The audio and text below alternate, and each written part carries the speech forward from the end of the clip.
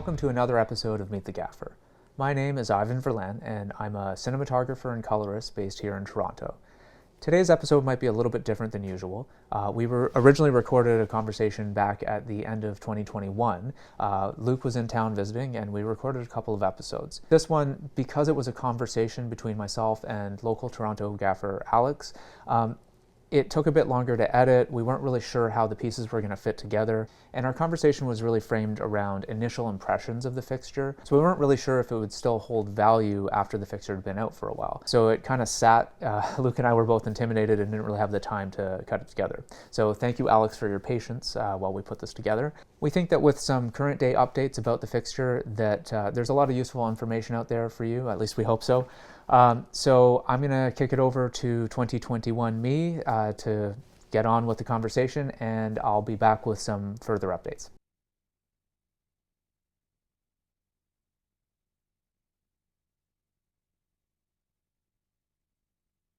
My name is Ivan Verlan, and I'm here today with Alex. Hi, I'm Alex Potiainen. I'm a gaffer in the Toronto area. Right, so today we're going to look at the Orion 300 by ProLight. I recently picked up a few of these units. I don't have much experience, and Alex is here having owned one for about 6 months now or so. Yeah, about 6 months. Yeah, so just going to be asking a bunch of questions of Alex, doing a few demos. So yeah, how have your first 6 months of owner-operatorship been?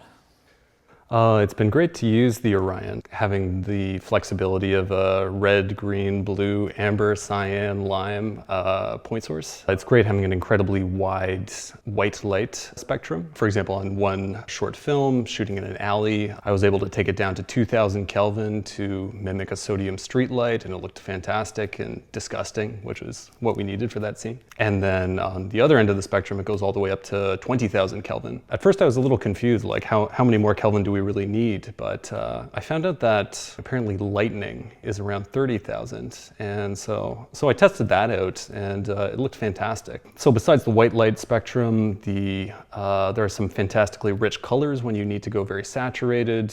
On a project that was basically a sci-fi escape room, I was able to get some beautifully rich deep oranges and deep purples, which really made that world come alive. And the wide range of effects are also excellent. You've got all your classic cop car, lightning, all sorts of things like that. As well as there's a good degree of flexibility in terms of being able to customize those effects. Not every LED allows you to customize how frequently an effect plays or the base color for the effect, such as for a television or things like that. And the Orion has a lot of options right out of the bat, so those are fantastic. So it sounds like you have actually used the effects on real sets.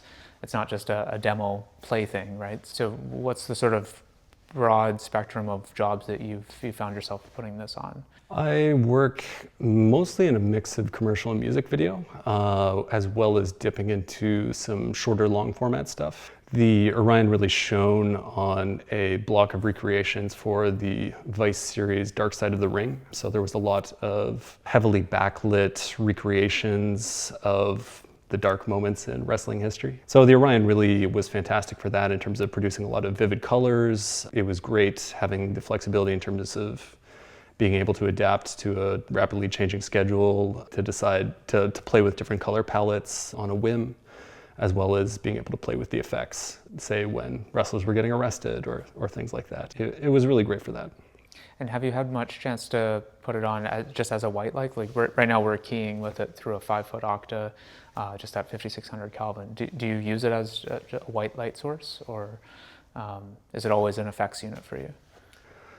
I guess it has stood out the most when I've been using it for color or effects, because I do have other units in my arsenal which are better for, say, if I were to want to create a lot of white light, because one of the few negatives that I have about the unit is that I have found that it doesn't quite fill softboxes necessarily very effectively. I can see right now with our key, there's a very defined hotspot in the middle. From reviews online, I believe from Andrew Locke, he flagged from his tests, I think he believed that the Cobb has a sort of natively tight output, which is not, so it is possible to put it in a softbox. It just won't necessarily be as efficient in terms of requiring additional diffusion to get a very soft source. Right, yeah, so I was actually kind of curious about that. So having seen Andrew's video as well, I went into these units knowing that that was going to be the case.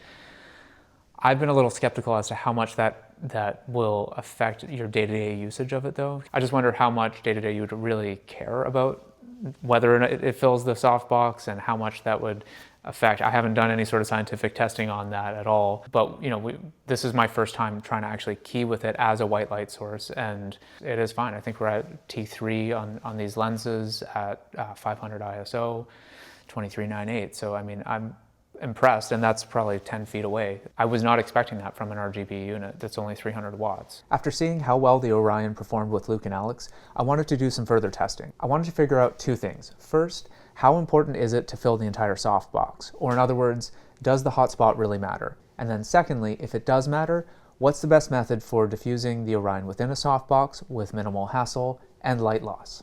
So last winter, I found 3 magnetic diffusion discs from different manufacturers, and I tested them against the internal diffusion baffle of the Chimera. I won't read through all of the tech details here. You can pause the video and see any of the tech information you need in each frame.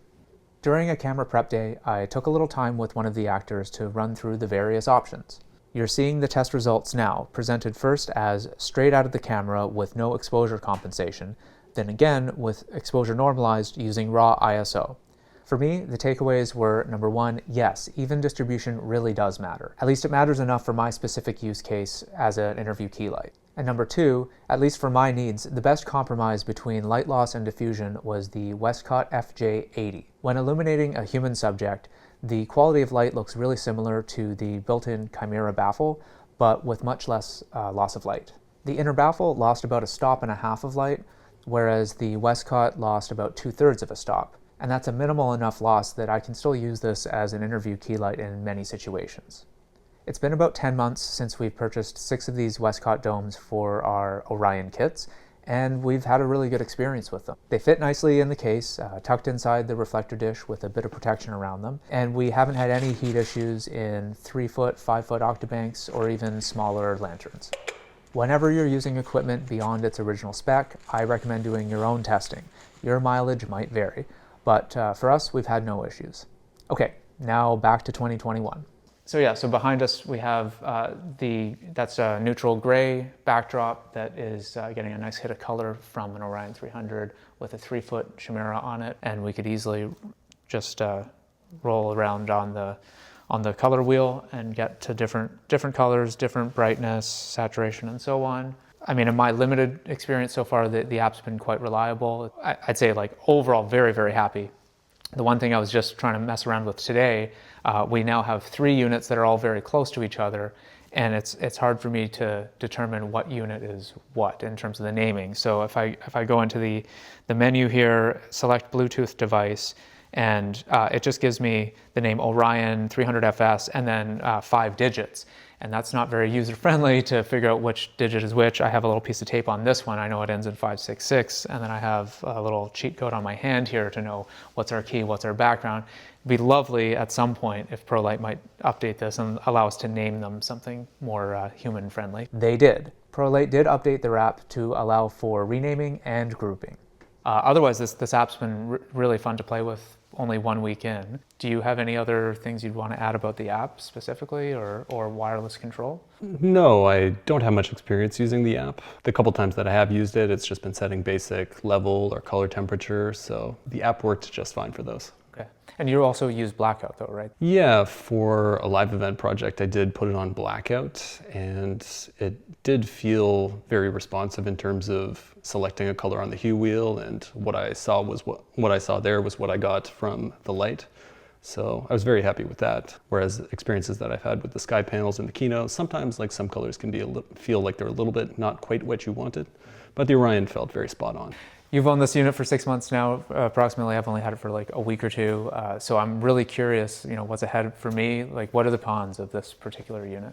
In terms of cons with the Orion, it would be a very short list in my book. I maybe had some quibbles that the Cobb chip may produce somewhat of a hotspot within softboxes or other soft light modifiers, but for hard light, it performs excellently. So I'm definitely willing to forgive that.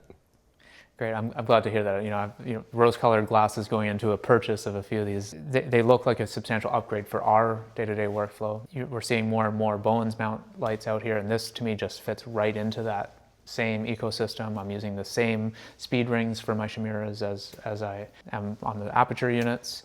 I just feel like physically it's a very familiar form factor now, having used the 600Ds for about a year. So it just seems like that, but a little less output and a lot more flexibility. We want to do a little bit of testing in terms of the Fresnel lenses that are available. So when you first got your Orion, they didn't have the Orion Fresnel attachment available for it. So you've been using yours with a Aputure Fresnel? Yeah, for the 6 months that I've had it, I would say for the first 3 or 4 months that I've owned it, I was playing the Aputure Fresnel 2X. And since then, the ProLight Fresnel has arrived. I haven't been able to do an in-depth comparison, so that would be fun to play with today. Hello again. I have a quick disclaimer about the light meter readings in this section. After this original recording, I discovered that my Sekonic light meter was reading brighter than most other meters. My meter seems to be reading about a half stop to a full stop brighter than anything else I could get my hands on. The values that we recorded are still totally helpful for comparing the two fixtures using the same meter in the same space, looking at output and hotspots. Where it won't be helpful is if you're following along at home, hoping to compare to a fixture that you have, then our 2 meters are probably not going to work. And again, I recommend your own testing. It also, this feels warmer. I wonder if the lens gives you any warmth. Yeah, good question. I have noticed with this Aputure Fresnel, like, I don't think it's just me. I think there's like some slight green magenta banding, like. Like I can see sort of a pink on the edge. Yeah, but it's only been ever apparent to me when we've been like staring at white walls. Right. Yeah, I mean, if you stare at it long enough, you're going to think, it's got a little bit of color fringing on the sides, but you'd have to really be worried about that. Yeah, that's pretty nice. Like it's gotten tighter, but it's also not it's not terribly clean. As in, like, uniform, you mean? Yeah, like it feels like really well. But I don't know what to. Look at your shadow too, eh? Look at that. It's like it's splitting. Yeah. That's not like a very clean edge. Huh. And it's felt warmer on the bottom too. When you put your hand out there. Yeah, that's right. Yeah. So well, the top edge looks warmer and the bottom edge looks cooler. Yeah. So full flood in the center was brighter than this is at spot? Full flood at the intended designed full flood, because the lens will go wider, but it drops output when you do that. Gotcha. So at the 30-degree mark, it's 65-foot candles. Yeah, which is substantially brighter than this at full spot. Yeah. Which is a value of just under T28. Your eye can see how much more uniform that is. Yeah. But I do see like more, I don't know, color variation. Yeah. I wonder if that's the paint on the wall though. No, I have seen this before on like shining it on white walls. Yeah. So, but it only really registered when I was shining it on a white wall, which was like fortunately rare. Right. Brightness. Okay, so those are matched now. Those are matched? Yeah. Interesting. Seems like the aperture is a little bit sharper for shadows in color mode. I guess that's something we could note. All right, so we just did a whole bunch of metering and testing there, looking at the Orion unit with the Orion Fresnel versus another Orion unit with the Aputure Fresnel lens. During that test, what would your big takeaways be there? The ProLight Fresnel, which is optimized for the Orion, was definitely a good buy. Although it's twice the price of the Aputure Fresnel, you get substantially more output. Both lenses had slightly different performance in terms of shadow crispness, depending on whether you were in white light or color mode. The Aputure Fresnel on the Orion, when the Orion was in color mode, was actually producing sharper shadows. Not really what we would have expected, but overall it was kind of neck and neck for that optical quality. because we have the stands leveled out and everything, should we pop the 300D on there and just see an output comparison? Yes, that'd be good. That would be great. We can just meter them real quick And that would be with that Fresnel. yeah.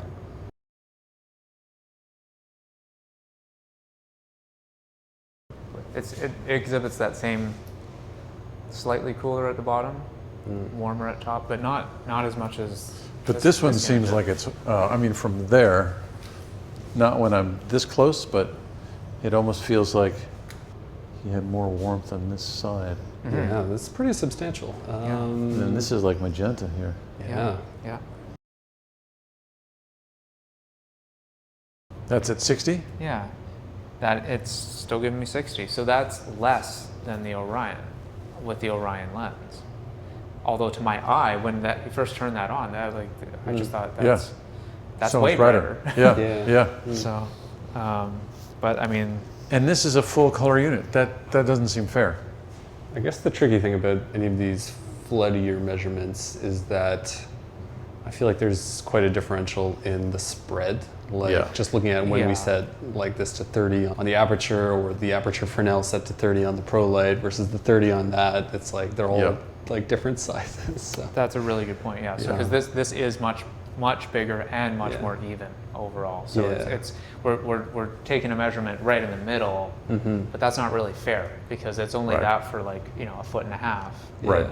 So yeah, your overall brightness maybe that's a really good point. Our second test, which to me was a bit of a surprise here, was you brought along your 300D from Aperture and ran that with the Aperture Fresnel against the Orion with the Orion Fresnel. And yeah, what was the big takeaway on that one for you? With those Fresnels, we found that the Aperture Fresnel had tended to have a more uniform beam overall. The Pro Light Fresnel on the Orion tends to have hot spots at certain beam degrees. For me, the big surprise is that we've got a Cobb that's daylight only, that's it is in its optimized Fresnel lens, and then we have a unit that is full color. So ostensibly, like you would expect, I certainly expected going into this, that this was going to get blown out of the water by the Aperture unit just for raw output. But what we found is white light on the Orion series kept up. If anything, it was a little bit brighter, at least at the center, than the Aperture. And that gets back to the hotspot issue, right? Because it's a little unfair because it is so bright in the middle and the fall off is so much more dramatic on this. But just raw output, I was expecting at least a stop difference between these, but you're not giving up that much raw output while gaining full color control, which.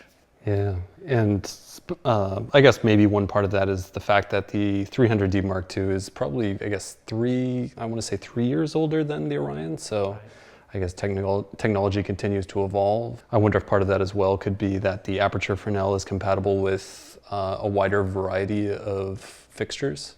Whereas I believe that the Pro Light Fresnel only really has to work with the Orion 300, at least for now. We'll see if Pro Light has more lights for us in the future that it'll be compatible with. I mean, that's a good segue into what, like, I'm now so excited thinking like, is Pro Light going to be releasing an Orion 600? Like what's the next thing? Because again, raw output was just surprising for me. I didn't go into today expecting to be able to key light us using one of these. Although the output at the center is basically comparable between these units at white, even with just the reflectors. The Aperture has, it's shining a much broader cone of light. So on this wall at 10 feet, this is not very scientific, but we're about 16 feet wide for the Aperture and only 11 for the Orion. So it's a tighter beam, but in that beam, they're very comparable. And I'm very pleasantly surprised by that. And it was very interesting in the course of testing to find all these different qualities that we were looking at, how wide the beam spread was, whether there was hot spotting, the quality of the shadows, as well as the intensity. Intensity is the easiest thing to put on paper, to measure, but there's just so many things you can look at when you're evaluating new technology. It's such a tricky time, I guess, to compare things. Yeah. Thanks for watching. We'll see you again next time.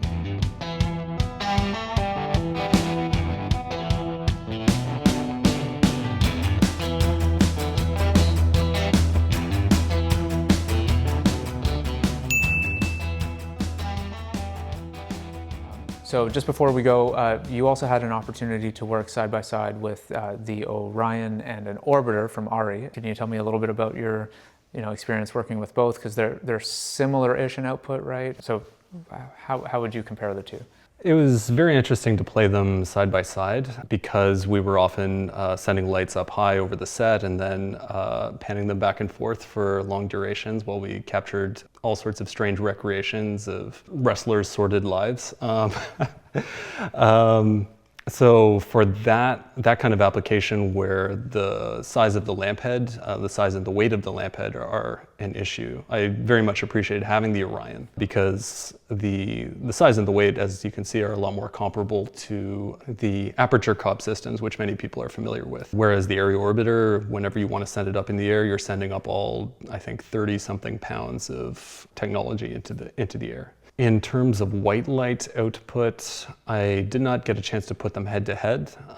According to the specs that have been put out by the respective manufacturers, the Orion is supposed to actually be about a half stop brighter than the Orbiter, which is surprising. The one area where the Orbiter had the edge was when it came to intensity of saturated colors. So when we went into very strong colors, it seemed like the Orbiter was brighter than the Orion. So that's something to keep in mind when considering the two systems.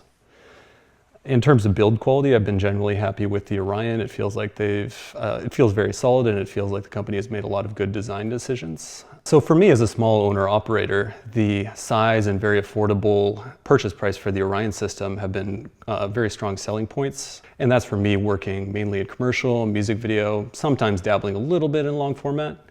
Whereas if I were to choose a unit that would have to stand up to the harsh conditions of working year-round on a TV series or features back to back to back, I think I would maybe lean towards the Orbiter just in terms of being a bit more solidly built, as well as I imagine that it'll be supported by ARRI for years and years to come, considering how many sky panels that I've seen that have been obviously had parts swapped in and out, and that's like 6 or 7 years later.